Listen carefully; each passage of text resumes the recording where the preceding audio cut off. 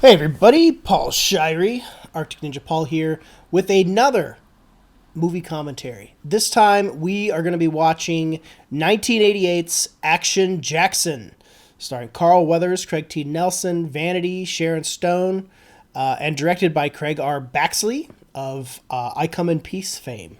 So this is going to be a lot of fun. This is a movie that I grew up with, was every bit in the rotation as movies like Commando and Predator and Die Hard and all of those. Action Jackson was absolutely part of that.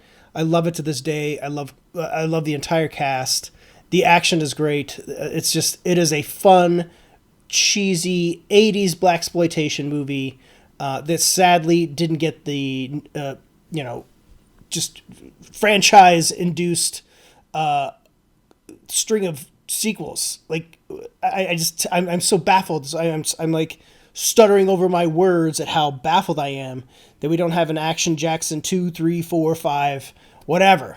It is truly tragic, but I am thankful and grateful that we have at least the 88 original Action Jackson, which sits at 13% rotten on Rotten Tomatoes, and that should tell you all you need to know about Rotten Tomatoes and the validity of them, because that is a garbage fucking score. So anyways, let's get started here. I'm going to hit play. Get my audio going here. I am at the Warner Brothers logo. It is starting. You guys should be able to hear it. Link it up. I am so pumped to watch this movie. So here we start a Silver Pictures production, produced by Joel Silver, who had just worked with Carl Weathers on Predator, John McTiernan's Predator, which is obviously an action sci-fi classic. And here we have Edo Ross and Mary Ellen Trainor. Mary Ellen Trainor's now deceased, was married to Robert Zemeckis, the director, for a long time until they divorced. She's been in everything from Lethal Weapon to Die Hard to everything. So she's in Forrest Gump. Edo Ross, been in tons and tons of movies, was a great villain in Walter Hill's Red Heat with Arnold Schwarzenegger and James Belushi. Also had a great role in HBO's 6 Feet Under, which is one of my favorite shows of all time. Little sexual harassment in the office going on here. This would not fly today. I'm just saying. There's a lot of stuff in this movie which I'll point out as we go, which you probably don't need me to, but I'm going to do it anyways, of things that just would not fly today given our current climate. Some boxing on TV in the background, reminiscent of Apollo Creed. Some slow-mo crash through the window with these badass karate guys, and Mary Ellen Trainor goes down. The action throughout this is super solid, and I don't know how the fuck those guys could disappear that fast. I don't know how you die from getting kicked through a window, but maybe I guess it was the kick to the head that did it.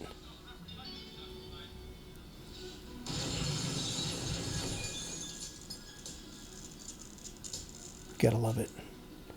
He's got an M9 Beretta, just chilling there in the office. You never know. Aggressive negotiations. Why wouldn't he have a? And what is the desk thing? Makes no sense. At some point, somebody wrote in the screenplay. Then the desk starts moving like it's possessed, and he shoots at it. Is there a guy in there? They never explain what this desk thing was. What was it? Nobody knows. Nobody knows. And how the fuck did he get up there? Was he hiding? Was he already in there before? I don't know. This is his part-time gig when he's not doing his metal hairband gig on the side. And let's not forget that we have the Huey Lewis lookalike in this. Damn. That dude that threw that knife went to the Starship Troopers Academy. Sorry, that's bad. That was like a dad movie joke. Not even a good one. I hope nobody laughed at that. Poor Etta Ross just getting the shit kicked. Why did it take so many people to, send the message here? A lot of guys to take out one guy that's obviously not trained. They're like, bro, he's got a fucking Beretta. Send in the whole crew with the grenade launcher and blast him out the fucking window.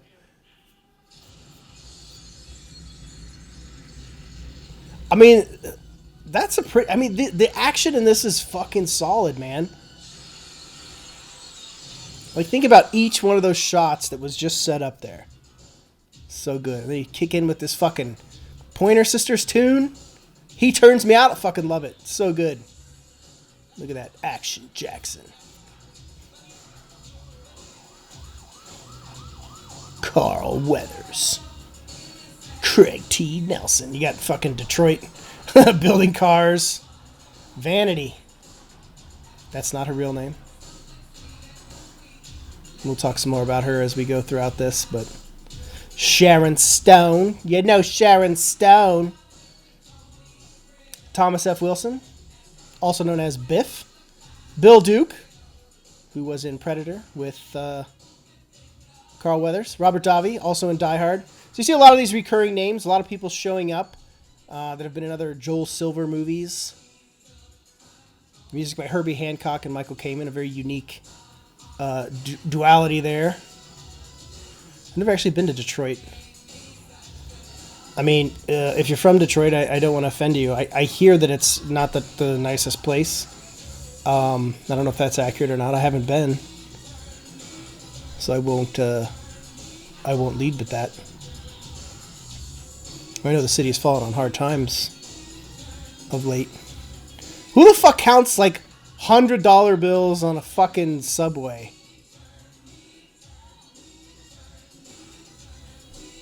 Like, who the fuck... I mean, if you're gonna do that, you kind of deserve to have your money stolen. Like, what the fuck's wrong with you, man?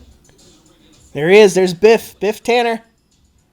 Looking much thinner than the years prior when he was in Back to the Future. More hair. Seems like more hair. Maybe it was a buzz cut. He had a buzz cut.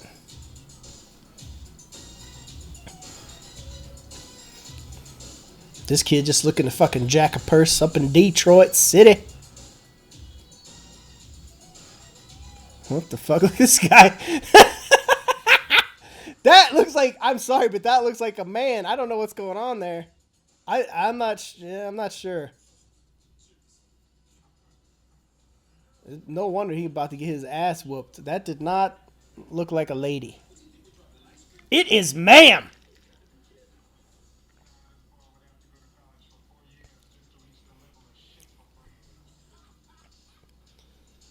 I love the back and forth with the cops. It's great. Look at this. Done fucked his shit up. Or he. I don't know. Whatever. Maybe they're gender fluid. I don't know. But look at that. That looks like a man, bro. I'm just saying. I know we live in different times now. And there's like 700 different genders. I'm just, forgive my ignorance. Or sanity. Whatever you want to look at it as.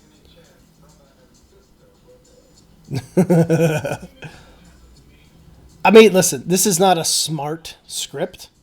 I'm not going to go out on a limb there, but it's witty, it's fun, it's goofy, it's silly, it knows what it is. It's blaxsploitation.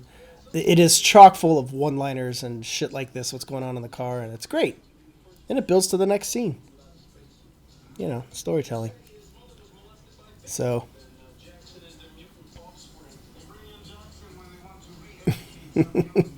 His mother was sexually assaulted by Bigfoot. I guess that would be pretty scary, huh? His mother was sexually assaulted by Bigfoot, and he was the result. It makes Carl Weathers.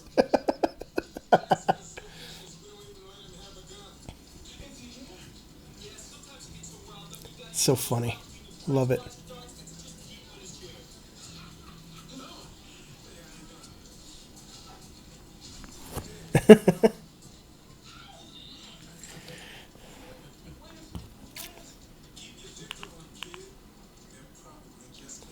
love that this prostitute looks like just the girl next door. And this cop just like straight up hits on her.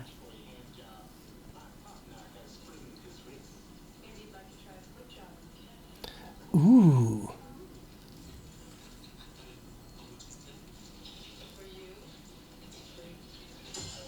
Yeah, just kick that cop in the balls right there in the police station. Better watch out, kid. You're going to run into Bigfoot.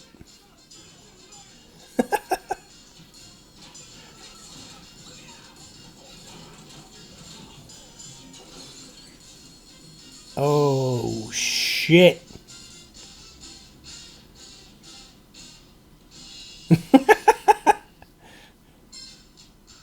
That music, man. It's fucking so good. Fuck yeah. That mustache, man. I mean, this is perfect blaxploitation type material. It's fucking so good. You gotta love that, you know, Action Jackson is in his suit and tie. Well, his shirt and tie. Not exactly a suit at the moment. But he rocks a jacket throughout the rest of the movie in multiple scenes, trying to hide his absolutely fucking buffed up, beefed up, shredded ass body. I mean, you know, he's on The Mandalorian now. He's an old man now. He's in his 60s. He's still in decent shape, but dude, in his day, you know, he's like an Adonis level, man. Like some serious fucking fitness levels there. Him and Stallone, man, like running on that fucking beach and that not too homoerotic little mad dash into the water with that bro hug. I mean, both those guys are shredded as fuck, man. That's insane, dude. But, you know, we probably all would be if we got paid to work out and memorize lines. I'm just saying. Here we have Bill Duke as the police chief. These two guys, just a year prior, starred in Predator together. Of course, Bill Duke was a much different character. Mac from Predator. Look at this dude still passing out. Whatever. So silly. But, yeah, Bill Duke much more reserved in this and not really in on the action. This is a great little back and forth dialogue scene here. Look at Bill. He's like, he ain't having no more fun in the jungle. He's like, whatever I do next, I want to be in an office. I want to wear a vest and a tie. Maybe even some glasses.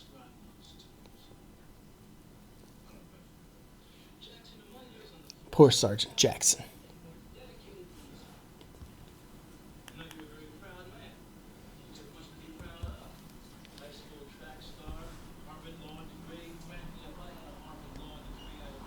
I mean, how hilarious is it that Action Jackson has a Harvard law degree? Why would you be a cop? Why wouldn't you just be a lawyer? You went to Harvard, you have a law degree, and you're a cop. Because I love the action.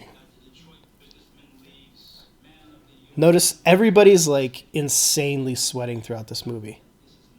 Maybe they were truly sweating on set. I don't know. But it's like the pit stains are strong in this movie. Here comes the Michael Kamen chords.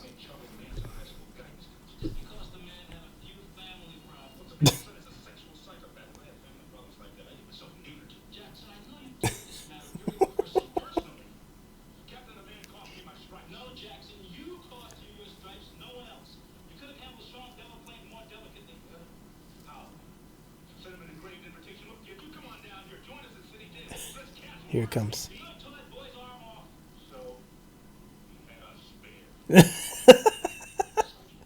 I want to see a flashback scene where he rips the dude's arm off. Don't you? I want to see it.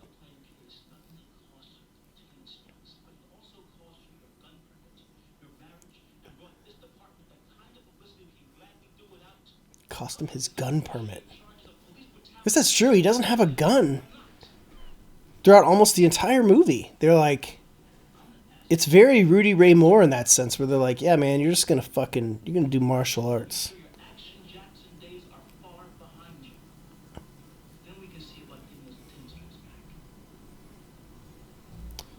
I mean, I don't know how it is in the police force, but lieutenants don't have stripes. They have one stripe.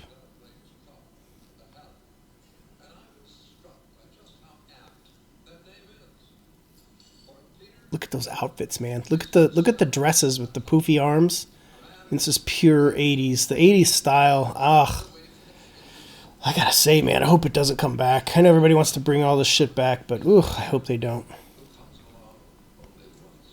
It's just not a great look. But there was a lot of slinky dress stuff for the ladies that was also pretty nice. And I guess the suits, a suit can stand the test of time. That's a nice tux for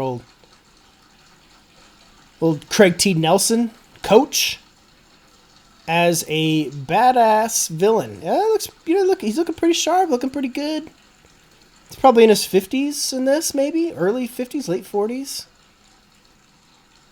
Fuck, I don't know. I love Craig T. Nelson. It's awesome. It's Mr. Incredible. And Coach. Also, one of my all-time favorite underrated movies, The Family Stone, which I put in my Christmas movie rotation. Highly recommend if you've never seen it. It's very good. Now, it doesn't really make sense that they would send him to Action Jackson to go guard this. I mean, this seems like this is a private event. They would have their own security. They wouldn't send cops. And little Sharon Stone. Pre-Basic Instinct Sharon Stone before she's a household name. But, I will say this, too. In these days, as a kid, I was 11 or 12 when I first saw this. I mean, I thought she was hot. Whenever I saw Sharon Stone, I was like, I recognized her. She was in this. She was in Irreconcilable Differences with Drew Barrymore. And she was popping up in all these, these smaller roles in these movies before Basic Instinct hit. Total Recall. And it's kind of like, oh man, who is this chick? Like, she was a memorable, unique look. I mean, you would think, oh, she's just like every other like blonde in Hollywood, but there was definitely something unique about her. So that sultry voice, very striking, strong features, bright eyes, blonde hair, and she had an attitude. She had a way about her. So I don't think her success is an accident or a fluke. I think that it was very purposeful. I think that she made her way one way or another, but I think that she's left a hell of a mark. She doesn't do shit anymore, but, in her day, she was the shit. Like, it just doesn't make any sense, from a realistic standpoint, why they would send Action Jackson to this event. There's Al Long! Al Ling. I don't know if I'm pronouncing it wrong, and if I am pronouncing it wrong, I apologize. But I love this guy. Also in Die Hard. Al Ling is in everything. Everything. He's in every movie ever made. You may not see him, but he's in every movie that's ever been made. And he's amazing. One of the best, character badasses ever. He had the final fight, second to final fight with Brandon Lee in Rapid Fire. So Die Hard, look at these bad dad jokes. I think what's funny is he's asking, he's quizzing the guy on the jokes, and he knows all the answers.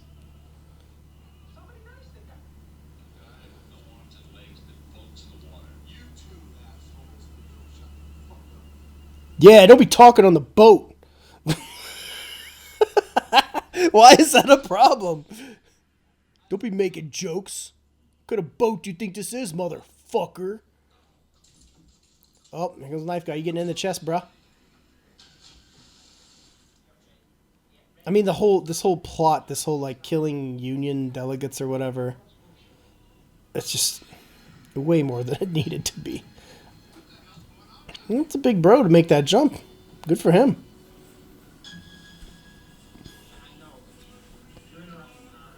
Look at that fucking cell phone. Imagine if we had to have those now, if we had to downgrade to something like that. Everybody's walking around carrying a fucking little purse connected to a wire. Oh, his band had the night off, so yeah, man, fuck it, I can do the hit on the boat.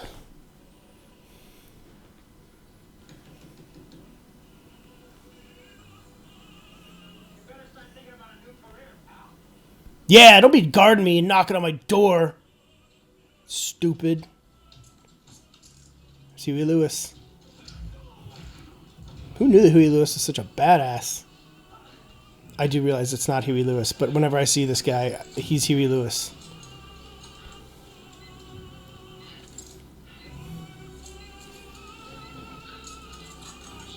Eight seconds, bro. What if he reached over and just yanked a wire and it just died? And he's good to go. He like went cross-eyed before the explosion went off. Sent the whole crew again, all five. Look at that little slow-mo right away. Good explosions, man. Craig Baxley, he does some fucking great explosions. I don't know. There really is. There's a signature to different filmmakers, man. There is. It's like with gunshots. Like John McTiernan has a very specific gunshot sound. Tony Scott does, or did. R.I.P. You know, it's just like that. Everybody has like a style to that. You got to appreciate it. And Craig Baxley always reminded me of, like, what's the best way to say this without sounding offensive? Not that I'm worried about offending people. I mean, Jesus, I really don't care. But like Cousin, I'm gonna say Cousin. That's not the greatest example, or maybe like an alternate dimension version of Walter Hill. Like Walter Hill in his day, because his day has clearly passed. It's fucking great. Just sound effects, gunshots, punches, everything. There's a style to it. There's a tone. And Craig Baxley has that too. It's this high energy, like deep impact hits. And I'm not talking about the Asteroid movie. I'm talking about just like boom, thud. Like just great, great movement. And you see that in the martial arts fights in this. Look at this. So this is this car, the Delaplane car. The Haley. Or Halley, sorry. sorry for the Halley fans. Is a fucking Pontiac Fiero souped up to look like a Ferrari Testarossa. You can see that with the lines on the side that look just like a Testarossa, which I remember when I was a kid during this time, everybody used to say, oh man, Ferrari Testarossa is like the best. That's a shit we used to argue about. Obviously we know that the Lamborghini Countach is the best. Don't argue with me.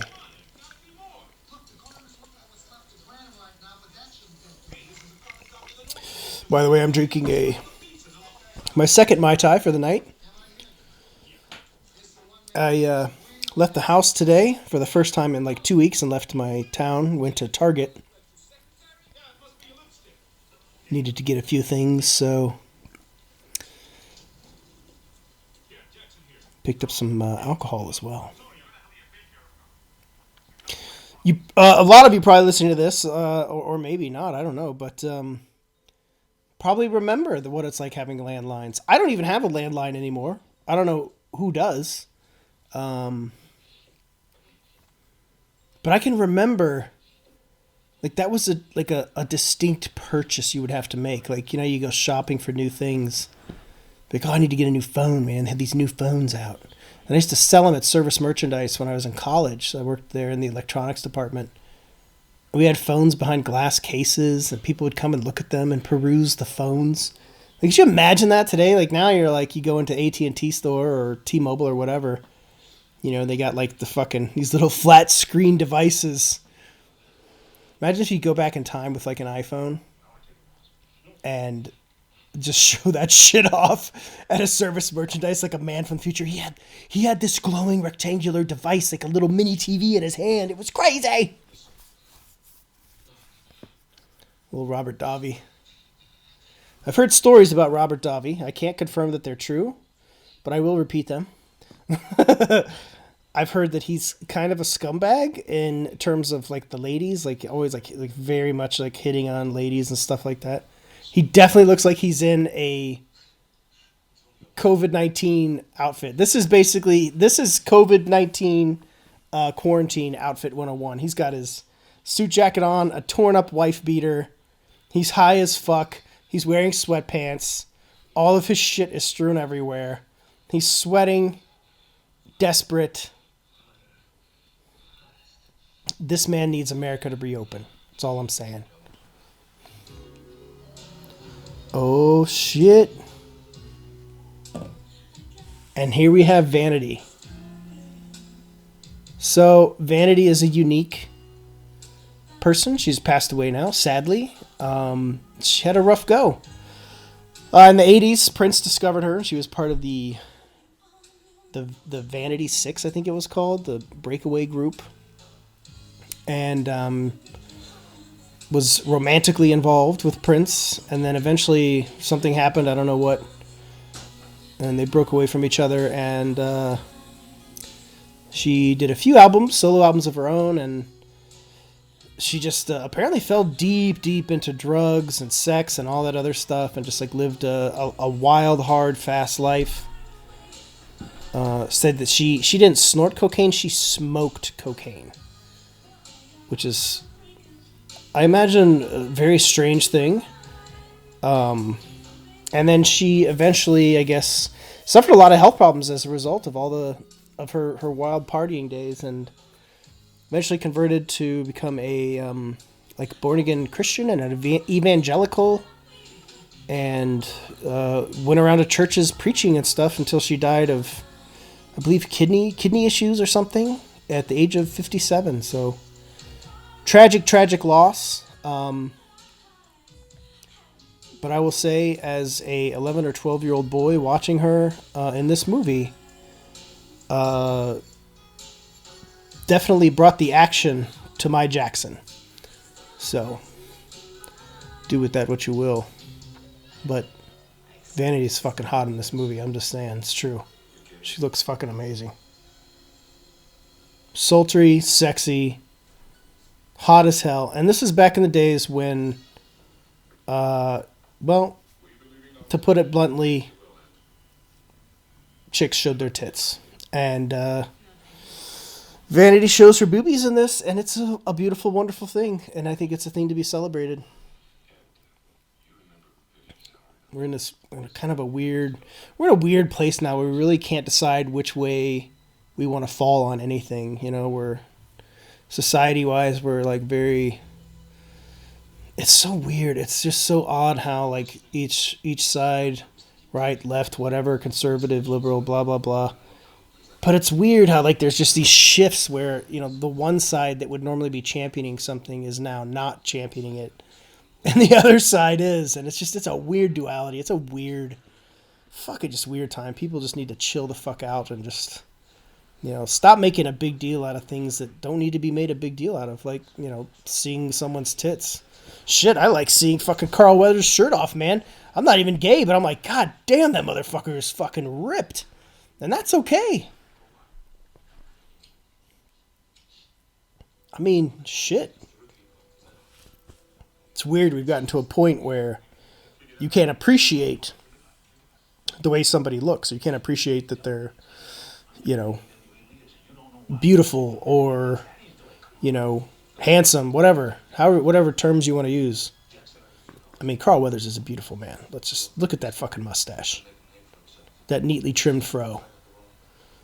He's fucking chiseled like a god. And Vanity is an hourglass of sensual amazingness. So, all that to say, if you're offended, too fucking bad. Now, Robert Davi, on the other hand, looks like shit. He is not looking good in this. That's on purpose. I don't mean that for real life. I mean, he's not exactly the template for handsome man. But he's a unique looking individual, which, you know, he's built a career off of that. Look at this guy. Remember the day when we used to carry boom boxes around? No, me neither. I'm just kidding. I do remember it, but I gotta be honest, like, it always seems silly. There's an APS man, not to be confused with UPS. Is it African Parcel Service? Is that a racist joke? What is APS? What would that be? Air Parcel Service? Hey, motherfucker, your door was open. I got this package for you. Hey, at least it's not Ace Ventura delivering it. Am I right? Got a package for you. You about to die, motherfucker. Is this my cocaine?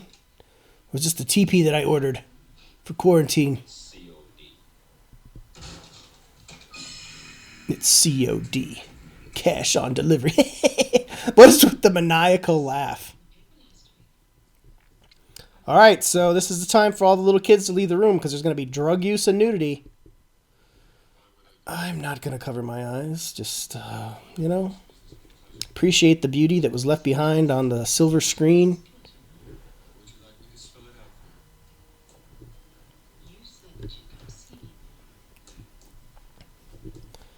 I made films in my college days. That was the goal, was to be a filmmaker, and not necessarily out of the question at this point to return to that at some point, but you shot a number. I shot a few sex scenes back in my indie filmmaking days in Chicago, and it's an awkward day. And I always wonder what it's like, for actors on these days. Vanity's got those lovely things on display there.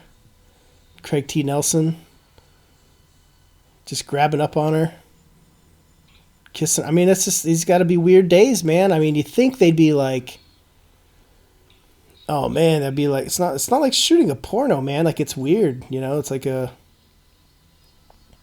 don't know, I guess it's different. I'm not an expert. Fuck. But I am an expert at shooting heroin on movie sets. I just do that all the time. I'm just kidding. I've never shot heroin. I just pour it into my cornflakes. Ooh. Needle trigger warning. He always gets her high. I don't know what that's about. Maybe that's like his thing, to get her high and then have sex with her. It's kind of weird.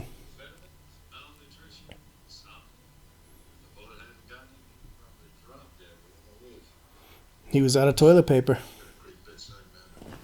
That's what happens when you're in quarantine and your Amazon orders show up from APS.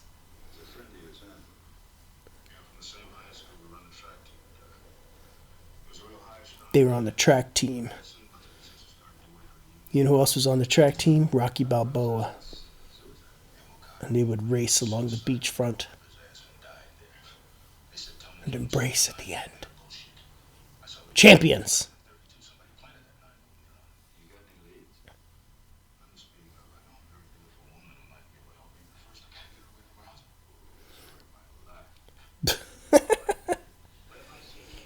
Sharon Stone, looking kind of Karen-ish.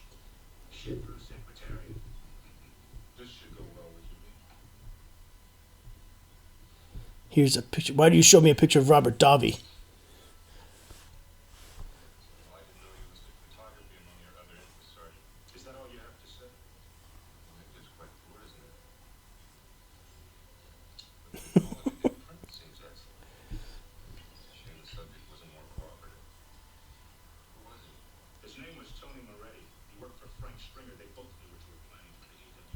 I mean, here's where the movie kind of, these sequences driving the narrative of this whole union delegate bullshit. Nobody fucking cares. Why can't Action Jackson just punch somebody?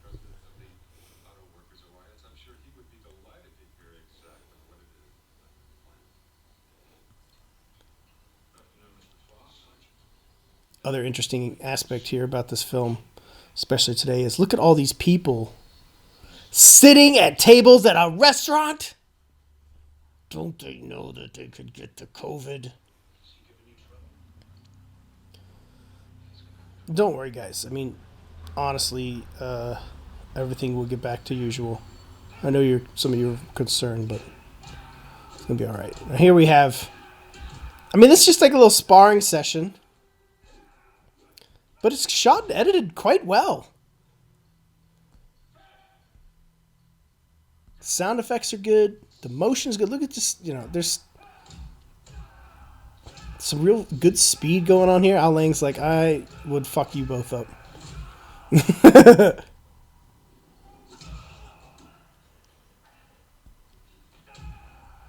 It's pretty legit, man. Still today, to this day, this fucking 1988 blaxploitation actioner with Craig T. Nelson doing karate. It's pretty good. Why would you break your trainer's arm? Doesn't make any sense. Throw some money at him. Get the fuck out. Just wanted you to come here to get your ass beat by Peter Delaplane, badass martial artist. And here we have Topless scene number 2, I believe, with Sharon Stone. She's no Sharon Stone. Listen to that music. Got a little jazz music here, so before you see boobies. There's nothing like jazz music when you see boobies. Or maybe just one boobie.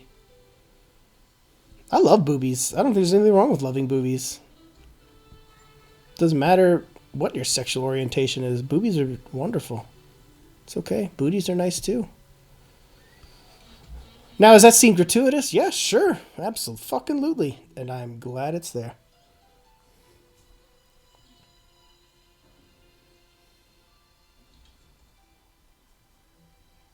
Like, that scene serves nothing to move the plot forward, but it moves other things forward for some, and that's okay. I think you get the same titillation out of like a sexual thing as you do out of an action scene or anything, or a jump scare in a horror movie. I don't think it's any different. I think we've vilified it enough these days. It's fucking stupid. I always remember this bro from Darkman, and I remember his face like melting and popping, you know, when he's got the mask and he's like running after Darkman like sets him up and then becomes him. I always think of that dude as that from here on out. I need to talk to you. The steam room is not hot enough. And I didn't feel like anybody was ogling my breasts enough.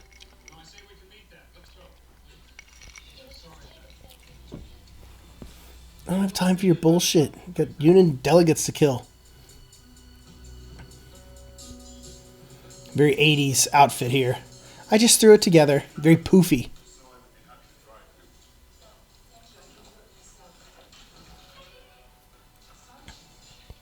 Aw shit, Action Jackson got on the fucking sport coat.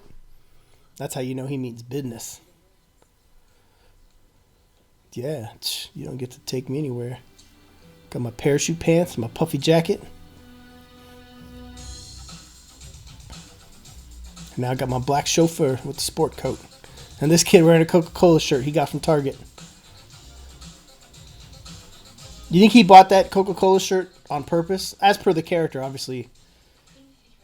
The costume designer put it on him, but this character is like he picked out a Coca-Cola shirt. And there's Action Jackson.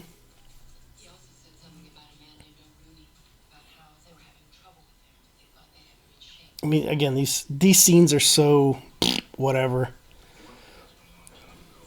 Like you don't watch a movie like Action Jackson for the plot, and it's not intricately woven in any way in that sense. In terms of story, like fuck, dude, I probably watched Action Jackson 50 or more times as a kid, no bullshit. And if you asked me what the plot was and then at that time, I couldn't tell you. I could tell you things that happened. I could tell you about the action scenes that happened. I could tell you that Peter Delaplane seemed like a bad guy that was having people killed. I couldn't tell you why. I couldn't tell you the reasons for it or any of that. So it's just so inconsequential when you're watching a movie like this. Now I'm noticing the rock on her hand. That's a giant old rock. Do you think she got to keep that after filming? It's probably fake. I'm sure it is. Yeah, you're just like Peter. You're just like the bad guy. You know, I think Peter admires you a little bit. Not many people have caused you so much trouble in that way. Just 3 years later, she'd be in Basic Instinct. Change her whole life.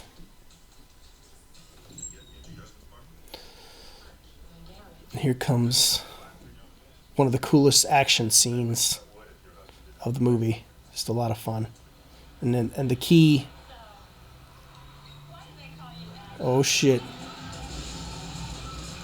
Okay, so let's just look at this for a second.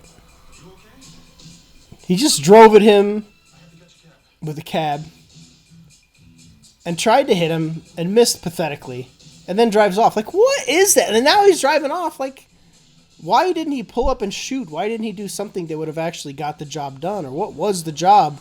Was it just to miss? This is where, like, action movies, you know, of this era, they get into a lot of trouble because they don't measure up to anything, you know?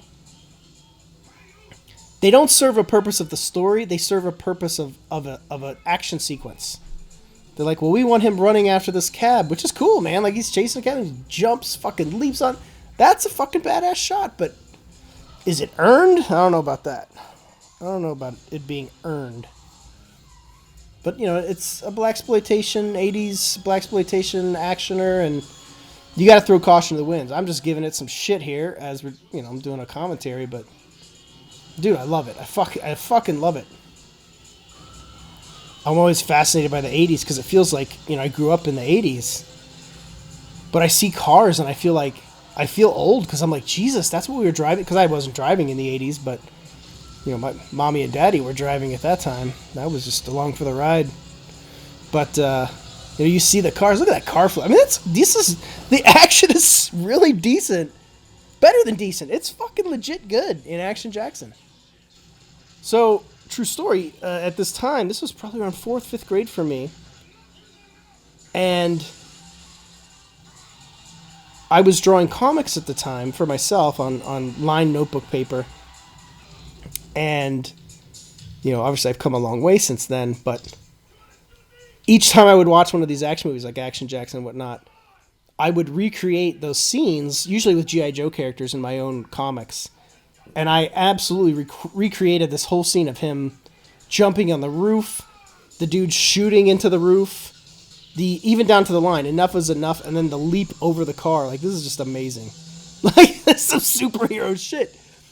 You know, if you listen to my Commando commentary, you know, I talked about this, how, you know, the characters of these movies, I love this, how that car flips, and you see that glass kind of like, that is a brilliant shot. I don't know if it was on purpose, but seeing that glass kind of follow along, those are fucking brilliant shots, man, for real. But anyways, I would recreate these scenes in my comics, right down to the dialogue. And it really kind of served as like this great fuel. I would watch these movies and I'd get fired up, man. I would just be like, oh, and I would have paper with me while I watched them at home on VHS. And I would draw my comics watching all of these Action Jackson, Commando, Predator, whatever. And I would just rip scenes, just blatantly steal them and put them in my like 10-page comics that were all action, blood, violence, occasionally some sex and nudity, and my crudely drawn stuff before it became more polished. And I love it. You know, those were great days. That was a great era for me. That was my childhood, you know? Don't regret it. No regrets.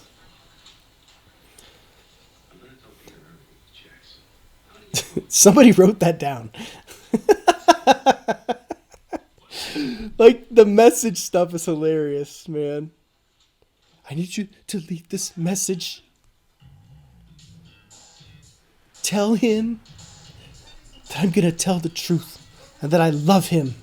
Like, somebody, okay, did you say, what was that last part? You love him? Yes, I love him. Make sure Jackson gets that message. It's hysterical, man. The messages.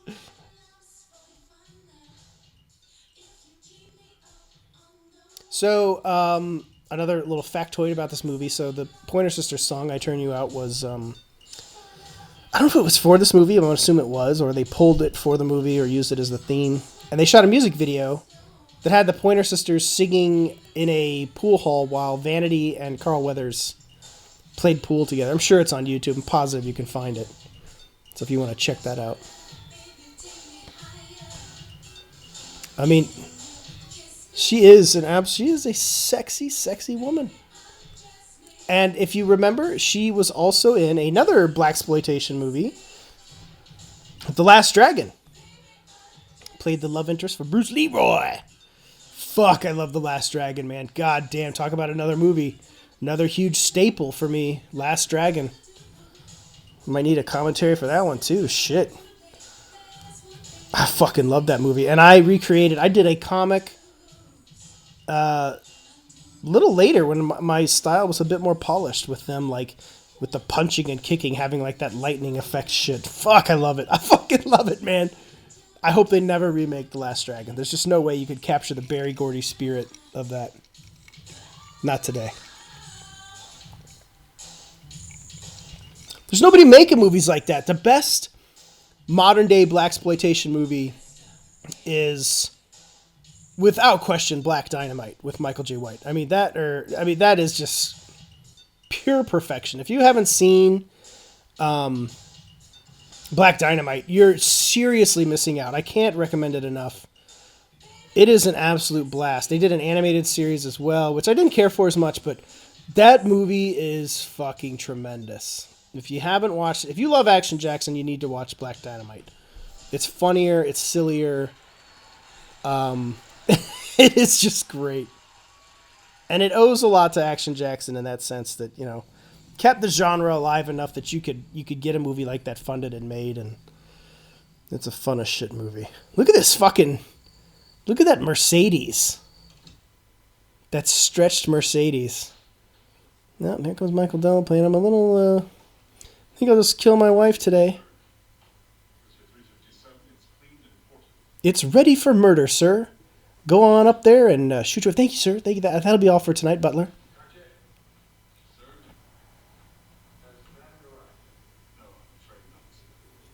Well, when she does, send her up so that I can shoot her in the face. Thank you.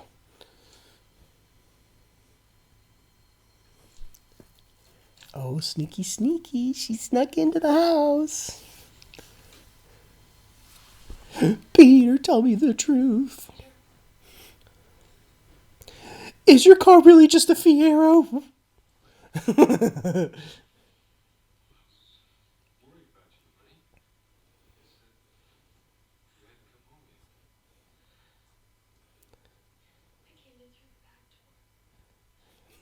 Nobody checks the back door.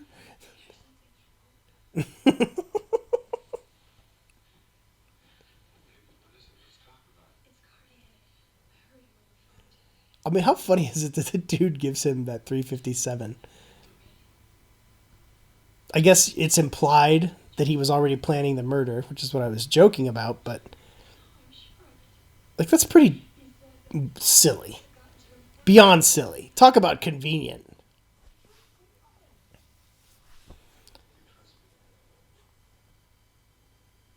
And like the level of planning, like this is a guy that is a huge public figure that's about to kill his wife. Look, that is not some simple thing, okay? They're like, but we got 90 minutes to tell this movie. We need to make him look evil. He killed his wife. But it's nonsense, man. It's fucking nonsense. I haven't seen this in a hot minute. It's probably been about a year since I watched Action Jackson. I watch this movie about once a year.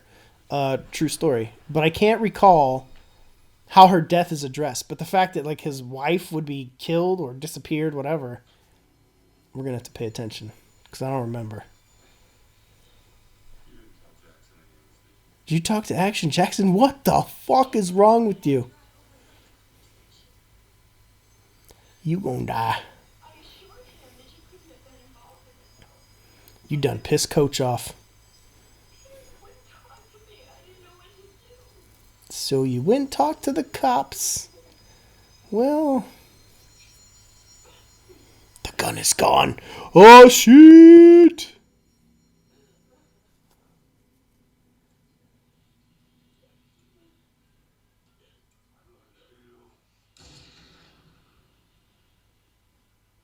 So much I'm gonna fucking shoot you over making out.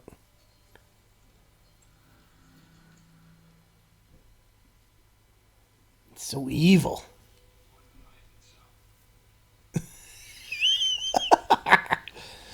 More than life itself. Look at him just like sucking on her bottom lip. Super fucking creepy.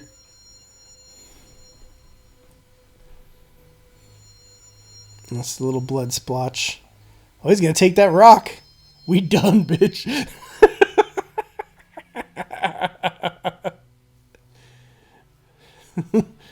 Shit was expensive. Giving that to Vanity. Well, bye.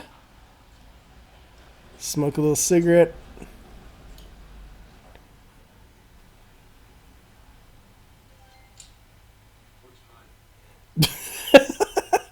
Thanks, boss. All good. Well, he just killed his wife. Pretty weird, huh? Yeah. Super weird.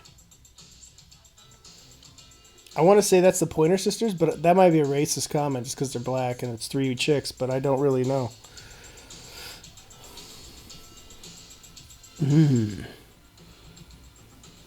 That strong metallic steel, I'm going to jab it inside me. That was weird. What's up, man? What's up with you? Yeah. This guy's awesome.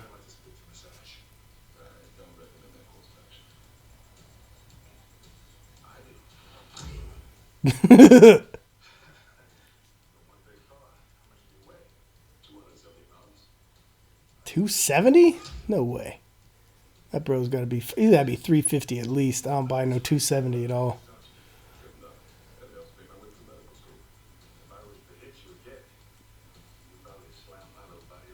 Oh yeah, your little body, your little tiny waifish body's gonna slam you through a wall. I mean, he's probably $250. Come on.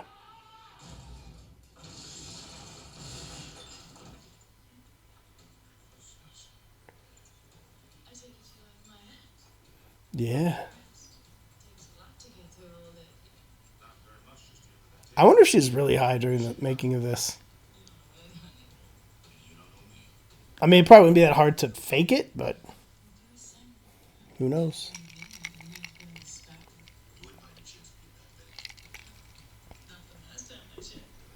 No, last time I checked if I was diabetic, I was not diabetic. I just was addicted to heroin.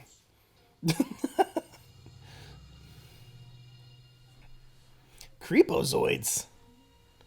What is she doing? Oh, that's weird, bro.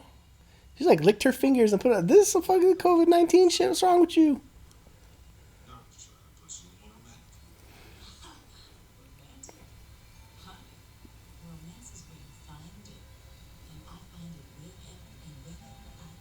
All right.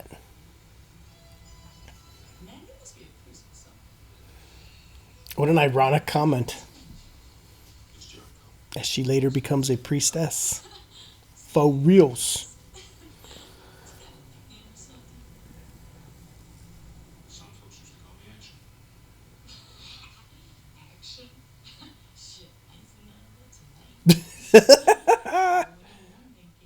I mean, she's actually pretty funny.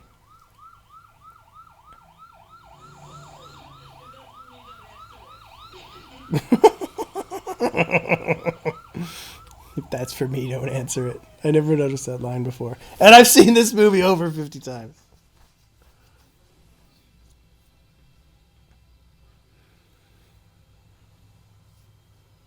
It's definitely an interesting ride for Action Jackson.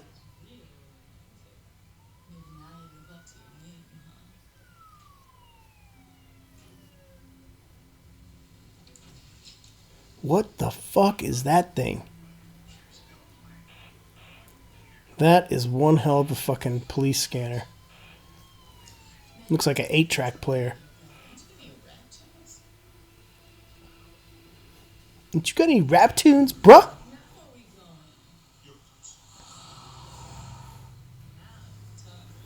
Oh, that's right. Now I remember. They frame Action Jackson for Sharon Stone's murder. Now I fucking remember. I could remember. Yeah, that's right. All right. That's a pretty bold move in itself.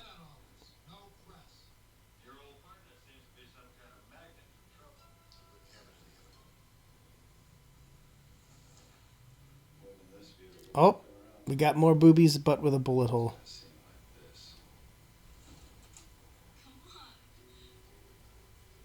Sharon shows up that day for work. They're like, I need you to take all your clothes off, and we're going to put a bullet hole in you. Not for real. And cover you in blood, and they're going to lift up a sheet to show your full naked body.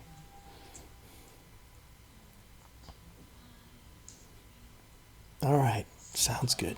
Hey, it led to Basic Instinct. What you going to say?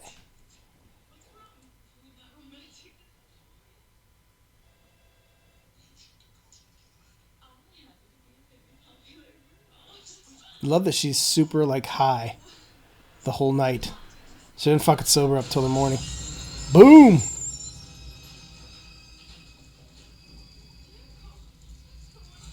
Well, your house just blew up.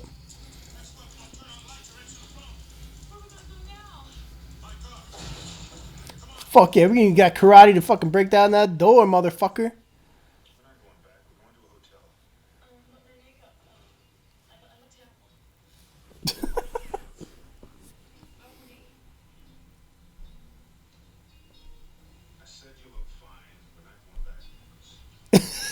Let's go back to your smoldering apartment to get your fucking purse. Instead, she'll settle for being flattered. Whatever they got the rats. Or they just set up a shot. Like that had to be a pain in the ass for that day. Let's get some fucking rats. And I want a reverse shot of the car pulling in from the perspective of the rats. The production crew is like, can't you just shoot the fucking car pulling up? Like, I want the rats. Fuck. Craig wants the fucking rats, you guys. We gotta get the fucking... Are you kidding me? Yes. He wants to shoot it with the fucking rats. Bite him! I'd say that to this day. There's so many little things, little sayings that I catch from time to time. Most of it I don't even realize I do it. Just little weird... I know you guys do it too. Little weird sayings that you have from these movies that we grew up with. And I say them so frequently and I don't even realize it. Like that bite him thing. I do it all the time. Bite him! You know, I'm around a dog or my dog. Whatever the case may be. Like, bite him! I love that guy's voice.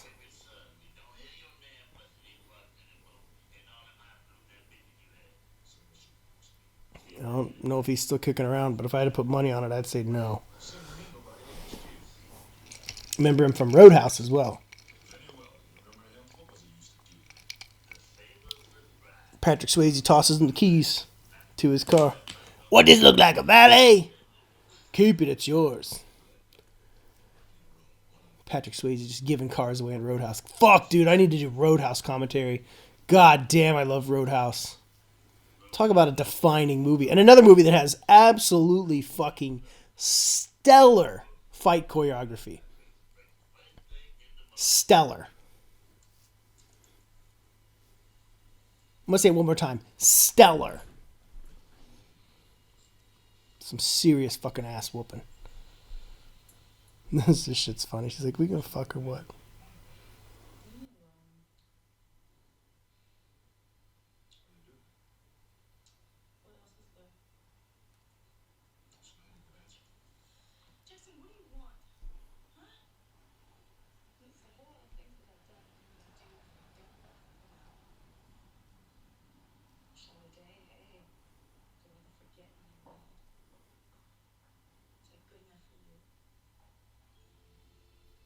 I'm really invested in this scene. Just calm down.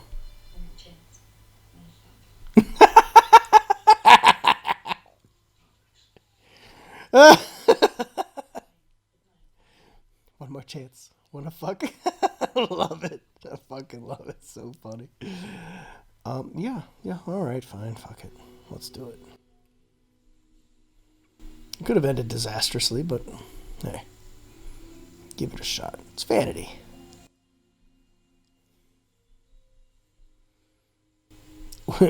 Good morning. Room service.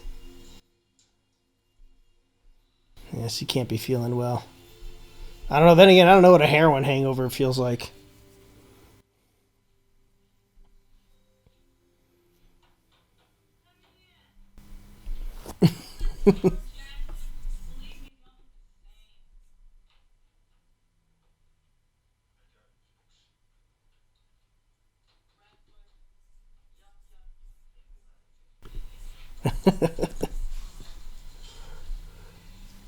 Oh shit.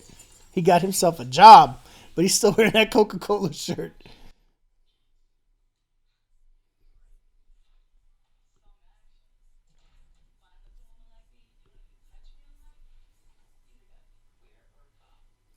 Queer or cop?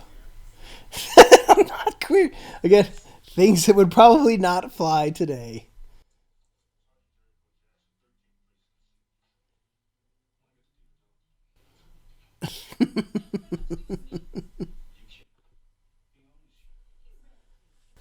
Rents me.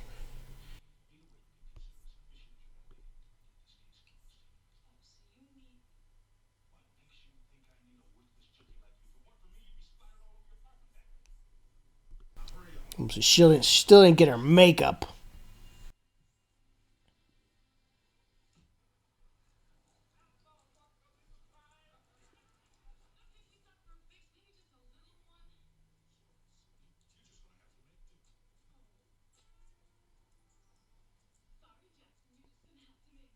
Done messed up his car, bro.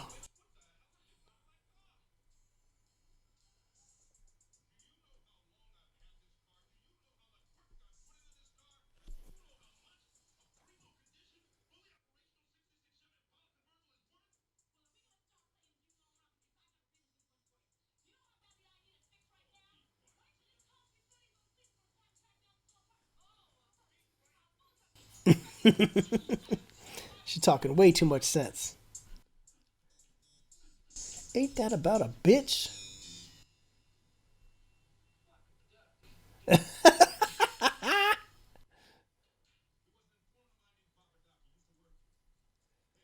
Why you looking for Baba Duck? Where is he?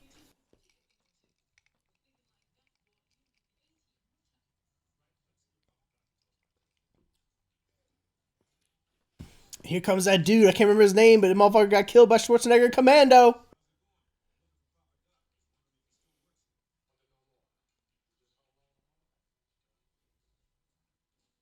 Man, you gotta love this rotation of fucking Joel Silver actors, action movie fucking stand-ins.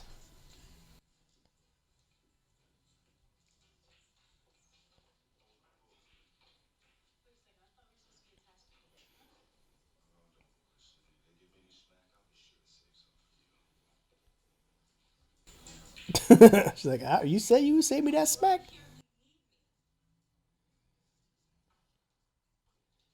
I mean, look, Carl Weathers just fucking shredded, man. You gotta take a minute to appreciate this motherfucker was fucking action star ready. He's a fucking superhero. Again, you look back on these guys in the '80s, man.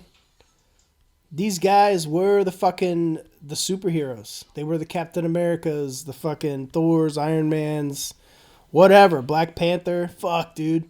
Carl Weathers making a Black Panther movie at this time, that would have been the shit.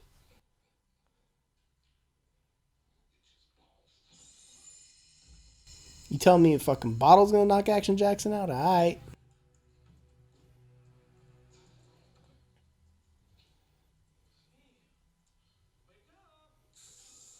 Oh man, he used the Diet Coke to wake him up.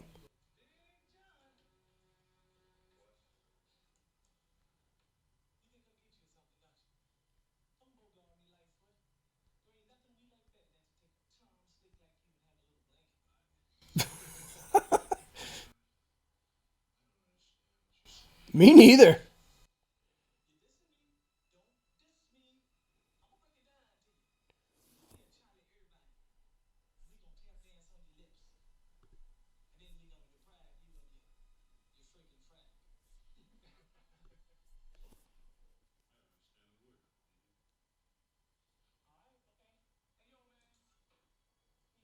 Look at this. Branscombe Richmond also in commando for like 2 seconds. This guy has shown up. He's been in like everything. Him and Al Lang. There's a club. All these guys need to get together and make a fucking reunion movie. Henchman the movie. Why you looking for Papa Duck? Where is he?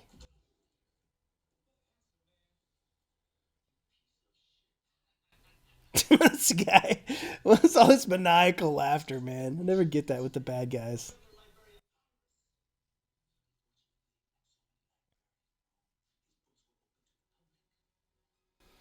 Ooh.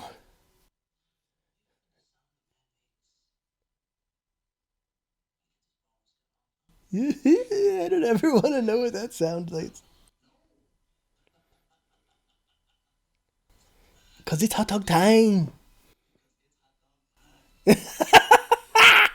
Hot dog time. We gonna cut your balls off.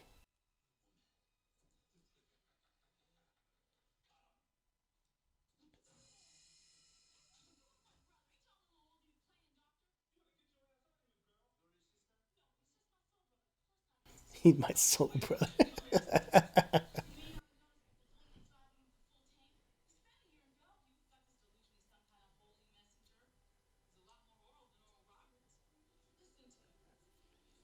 The irony of all of this is just too much. Because Vanity became exactly this, an evangelist. It's so crazy.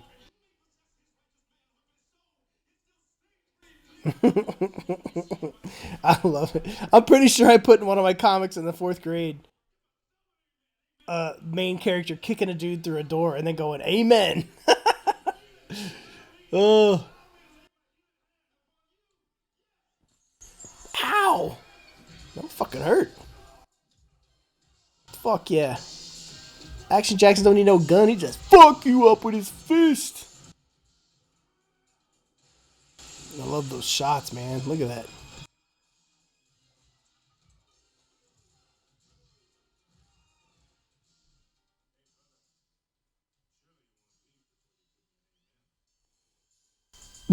I can't believe I put that in a comic back in the day. No context needed.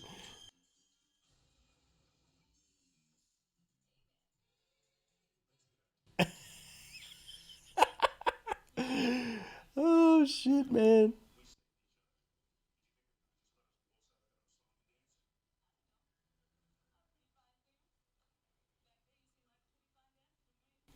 Ooh, sing a dancer. Look at, he's sweating like a motherfucker. But it was hot as shit that day.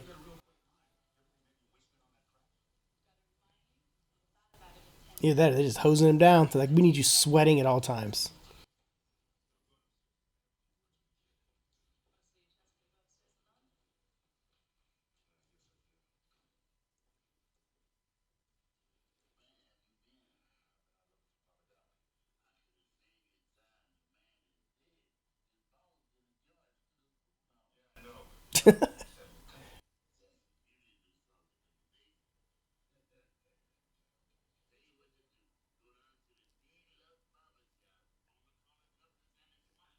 Go get a haircut.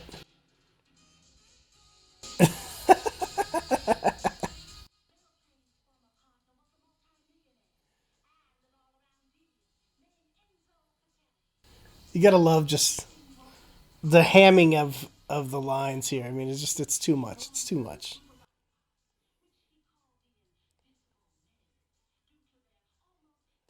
How do you like your non haircut? Is it looking good or what? Now let me go ahead and not shave anything on your face and give you some more information.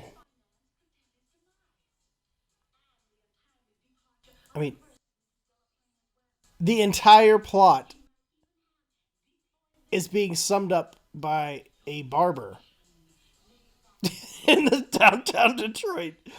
I mean, this chick knows more than anybody at this point, including Action Jackson.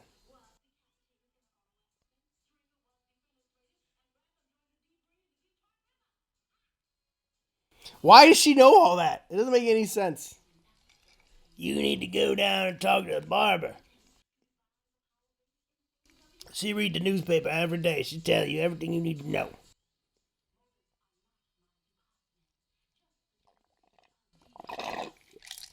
Shit, that's the end of my drink.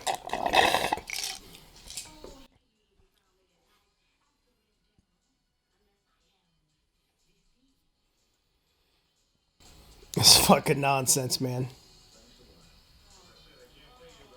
I can't pay you for watching Trim shit. Look at the back of his hair.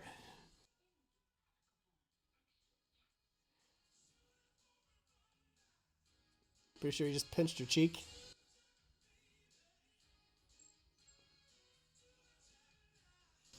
She did nothing.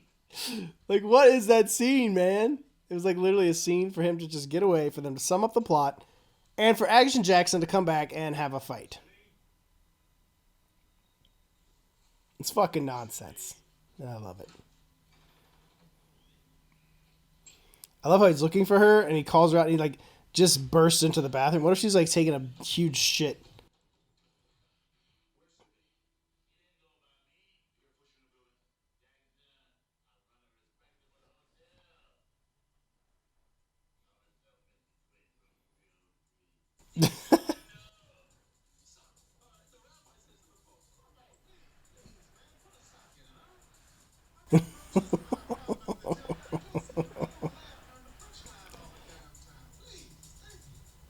Poor Biff Tanner. It's never went above the Back to the Future movie. And here we have Sonny Landham, a little Predator reunion here.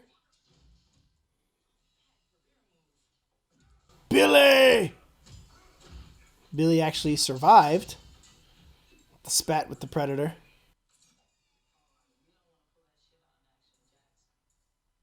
Went to Detroit to have a rematch. Well, I guess not a rematch. First fight with Carl Weathers.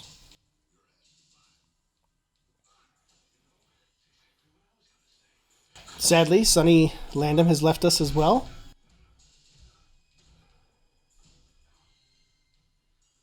This is fucked up. Remember this.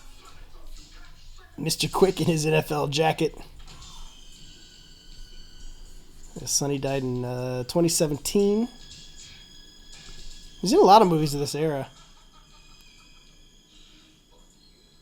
Fuck you.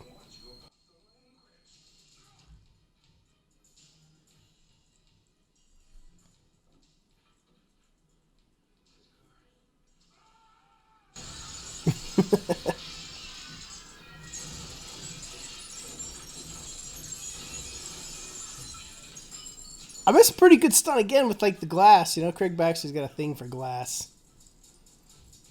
He loves like jumping through windows, crashing windows, all that good shit.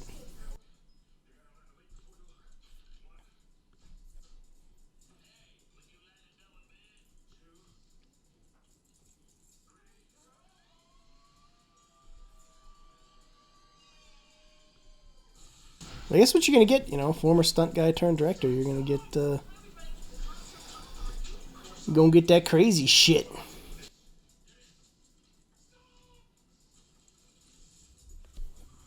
And one of his absolute best movies, which he did two movies after this. He did I Come in Peace next, and then he did after this Stone Cold. If you haven't seen it, with Brian Bosworth, dude, Stone Cold is fucking legit. You're looking for a fucking kick-ass, silly as fuck early '90s action movie. I don't know, that chick's like, the fuck you are? You taking my fucking Volkswagen?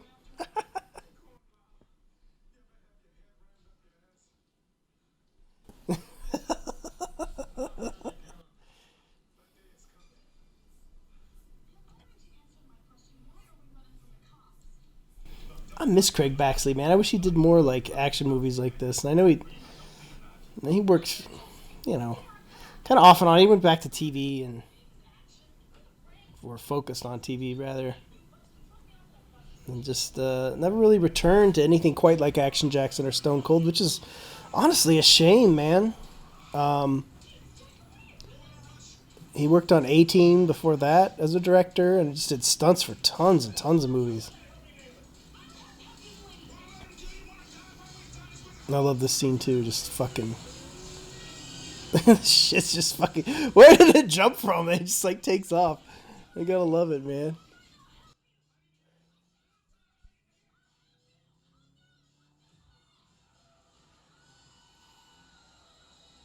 That action, he's so crazy.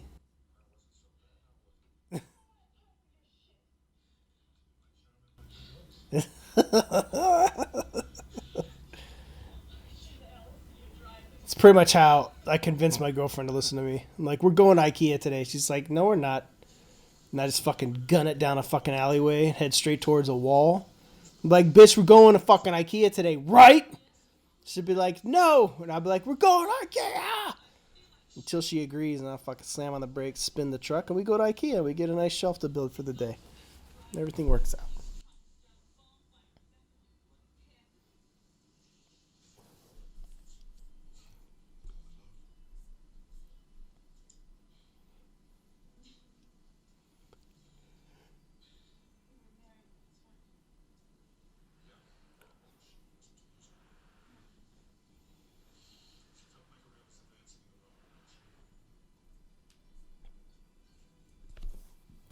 I mean, the dialogue is, there's not. This movie doesn't move as fast as something like Commando. And it's a little more straightforward, I would even say, and just slightly more plausible, but still well within that 80s vein of silliness. But, man, the action still kicks in this fucking movie. Vanity looks fucking amazing. Carl Weathers looks amazing, for that matter. Fuck. Can't believe we never got a fucking Action Jackson 2. So my idea, and I talked to one of my Twitter followers, and it was actually his idea for me to do a commentary for Action Jackson, which made sense to do. But I think we discussed a while back like what a sequel would look like. And I firmly believe you could make an Action Jackson sequel today and bring back Carl Weathers. And it's real simple. You pass the torch. He has a son. You pass the torch. He's Action Jackson Jr., whatever the fuck. It doesn't got to be like the latest Shaft movie where he's like... I think it'd be a mistake to make his son like more straight-laced or different. I think you should make him actually more reckless and crazy. And kind of like the early Action Jackson, the one that earned that nickname. That's what I would go for. I think that would be pretty cool. That would be the way to go. If you gave it to me to write, that's what I would write. And cast somebody like Michael B. Jordan or something. Someone, a strong black lead. That could carry a franchise. You want somebody that could continue. So you don't want to cast anybody too old. Some people be like, oh, why don't you just give it to Idris Elba or something, which is like the fucking go-to, oh, we need a strong black actor, let's get Idris Elba. But, there's a lot of fucking great talent out there. But I think having a name like Michael B. Jordan would be awesome. And it would also diversify his resume. He's getting ready to do Without Remorse, the Tom Clancy adaptation, which I've been looking forward to forever, which I think is great. But... I think he would be a great name for this, and it would allow him to cut loose and to kind of have fun. Because let's face it, Michael B. Jordan, he takes on a lot of serious roles. Like he's great in them, and he is playing Creed, playing Apollo's son already, and that's franchise. But yeah, I mean, like bring him back, bring him to this. It'd be fucking amazing. Him and Carl Weathers, Apollo Creed, in a movie that has nothing to do with Rocky. Team them up, father and son, in Action Jackson 2. Like, shit. Make that motherfucker.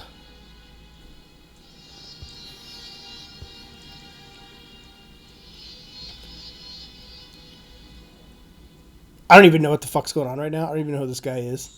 I don't really care. Oh, there's action. Nope, I'm Action Jackson. I'm going to sling down this little chain, make an entrance.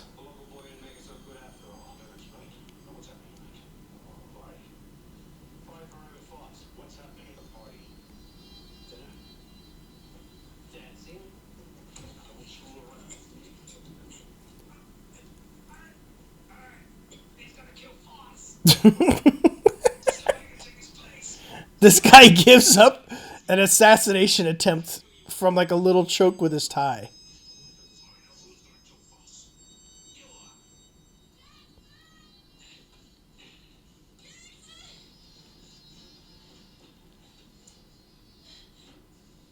How did they even find them? Oh shit, big hairband's there.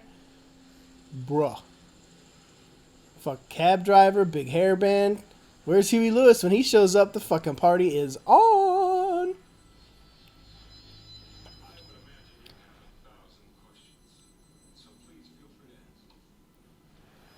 It's one of my favorite scenes. Why did they take his shirt off? I guess they do use the torch on him. But let's go to the real reasons. Because they have a movie to sell. And they're selling not only to men, but to women. Or even gay men, for that matter. And you have Carl Weathers in magnificent shape.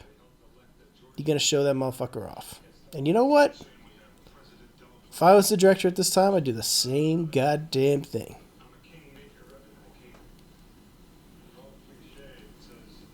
Craig T. Nelson, on the other hand, does not have to take his shirt off. It's Huey Lewis. It's not really Huey Lewis. I've made that quite clear. You guys you're hip to that.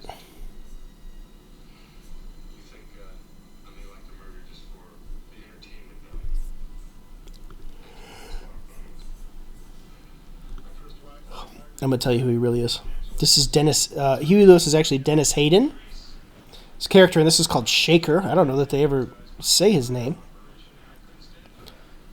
Born in 1952 in Girard, Kansas. Kind of a farm boy. Still kicking around. Still working.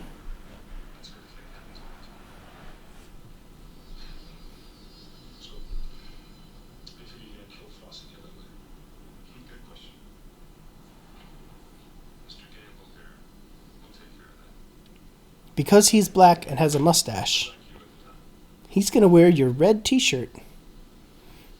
And he's going to assassinate someone. Over there, I saw it's a black man with a mustache and a red t-shirt. It has to be Action Jackson. It's like the most racist subplot ever. Well, I guess it's not a subplot, it's the plot. Charred black man.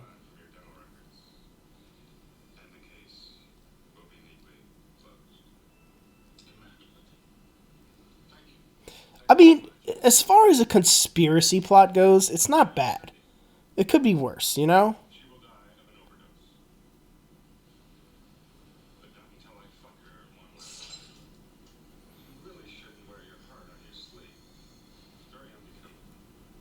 I always remember that when I was a kid when he's like flexing. I'm like, God damn, the dude is fucking shredded. How do you get that? Well, you gotta work out a lot. Eat right, and get paid lots of money to do it. It's amazing what that kind of incentive would do for your fitness levels.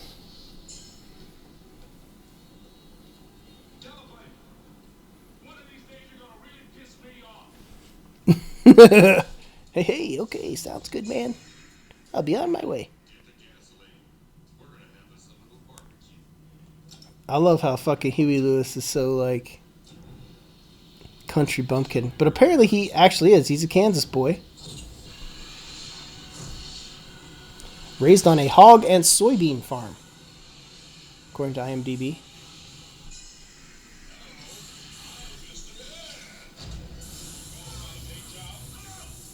And where did he come from?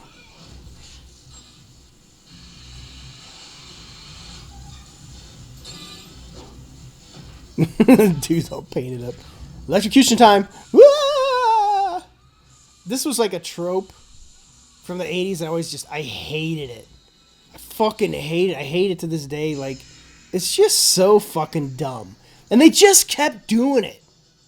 Like, they're sitting there having their meetings. They're like, hey, man, what if he just gets electrocuted? Let's do another one of those. Oh, man, big hair band's dead. How long it took him to grow that hair, bro? Now Huey Lewis with them fucking grenades. He's just blasting them off. Love that fucking shot, man. The slow-mo shot of them running with the fire behind them. Fuck, I'm a simple man. Simple pleasures. It's fucking awesome. Love this part. Like crazy Michael Kamen music. It's so trippy.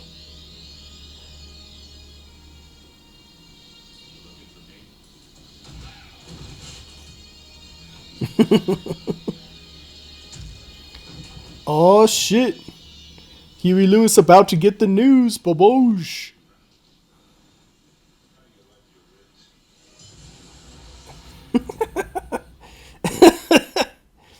You gotta love it because, you know, Action Jackson is a cop. And he's like, you know what? I'm gonna blow this motherfucker up. Fucking had it.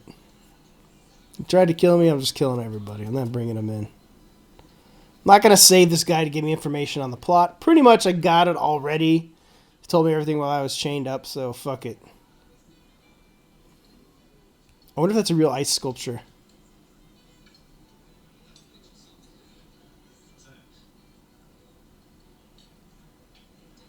What was that all about? Bro wouldn't let him have a drink? I don't get it. Don't fucking touch the drink, you little piece of shit.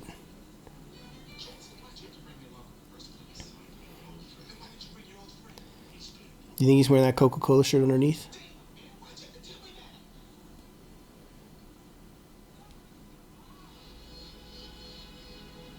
And fucking Al Lang just standing there doesn't notice that Action Jackson just fucking walked past him. Not on top of his game in this one. No fucking villain points. And what is this weapon he's using for a fucking long-range sniper deal?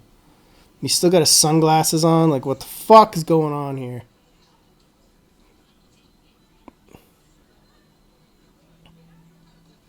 Did I just see Action Jackson?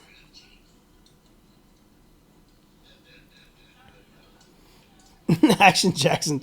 Bro, how did these guys get into the party? That's what I want to know. They just show up like whoever shows up gets in. If you're wearing a suit, you belong here. I bet you all these henchmen are like fucking super nice guys in real life. They're just all very distinct looking.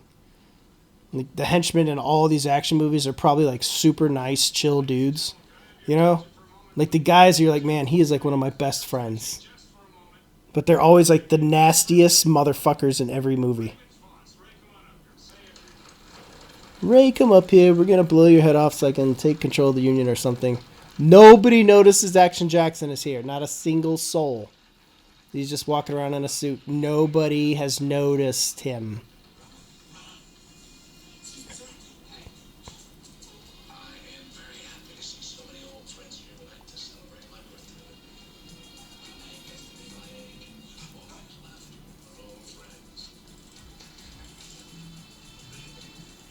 What is that fucking weapon? It looks like an Uzi. What the fuck is that gun? Speaking of guns, outside of that grenade, Action Jackson has not shot anybody with a gun. What is that? Why would you use that weapon? I'm sorry, like the paratrooper within me is deeply concerned about what this weapon is. Shut up and die. And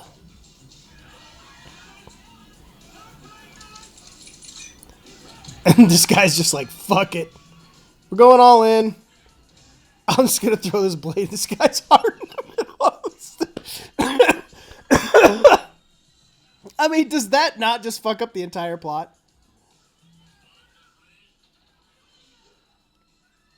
Al Lang is about to get his ass beat by this dude doing his little footsie dance. Well.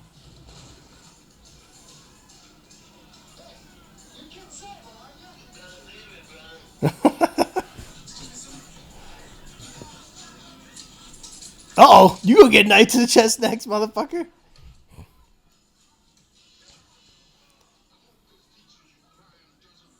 Just killed that, bro.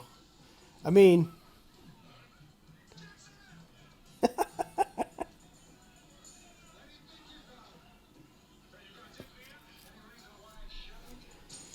Jackson! She's wearing the same dress for days. I'm just saying she probably needs a shower.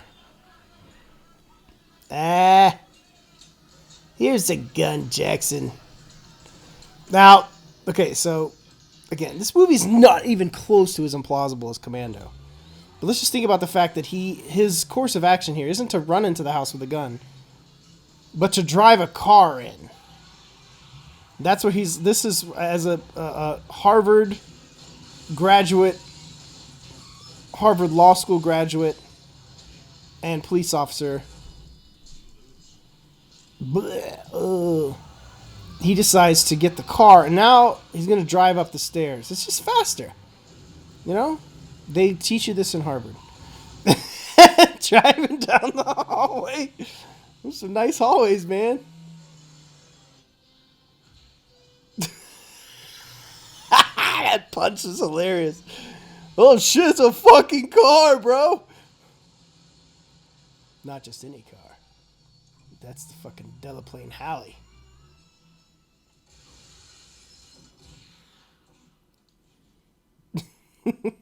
Look, I love it. I think it's fucking awesome. It's completely implausible. There's just no way that driving a car would get him faster into that house than running with a gun. In all reality. This Michael Kamen music is great on this part. It always like fucks me up. It's really weird. Like this, it's like kind of droning. Very much of that era. Kamen, who has long passed, really was like the soundsmith, if you will, of the 80s through the 90s. Just did everything. You know, all the action movies, and he did like Robin Hood, Prince of Thieves, and, you know, tons of other films. I remember there was a time I was kind of sometimes annoyed by his scores, and then I loved them, and then, you know, they kind of grew on me, so... Anyways, I always love this fucking fight scene. Love those sound effects, man. Like, they just don't... Nothing irks me more in a modern-day action film when the fucking punch sounds are lame and weak as shit. Movies like this, or Die Hard has the absolute best, like these bass-induced thuds when they get hit. If you've ever been in a real fight, it sounds more like a smack than a thud. But for the movie's sake... you know, I like the bass, the sound, you know, it's... Now you really pissed me off. Oh, shit. Get that Herbie Hancock. Fuck yeah. Fuck, I love it, man. Fucking love it, shit. If anything, I wish the fight would have gone on longer. And now Jackson's one and only bullet gun kill. Pretty good one. Killed Coach.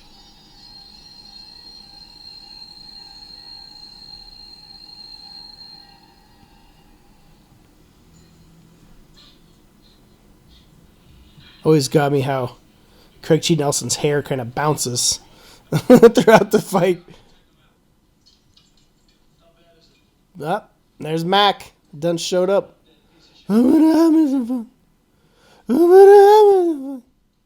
Or if you want to go commando, you scared motherfucker. Because this Green Beret's about to kick your ass. You just showed up, wanted for murder, without coming back to the police, like you should. Drove a car into a man's house, shot him to save a junkie. We're giving you your lieutenant stripes back. Go home, get some rest. We don't have any more questions for you. We don't need to talk about this anymore. Maybe we'll write some reports or something tomorrow, but aside from that, don't worry about it. So that's Action Jackson. Thank you for joining me. I know it's not as lively, I say, as Commando, but I gotta say, I think that as implausible and silly as this movie can be, it's way more believable than Commando, so there's a lot less to tease and make fun of, but it is still this is just such a fun, great 80s action movie. I fucking love this movie. I love the sound design. I love the direction. I love the action. The choreography is fucking spot on, and Carl Weathers, dude, was cheated out of a true, distinct action career. There should be at least up to Action Jackson 3 and 4. I'm just saying. It should have gone that far. I believe the rights just kind of like fell away because they didn't do anything with it. And ultimately it ended up being... I think it's back at Sony. It's just kind of sitting there. Maybe they have like distribution rights or something. But I don't know. Fuck, if it ain't me, somebody out there, write a sequel, man. Get it made while fucking Carl Weathers is still out there. He's still got he's got the juice. If you watch The Mandalorian, he's still out there kicking ass and doing things, and all the better for it. And cast my boy Michael B. Jordan as Action Jackson Jr. I think it could work.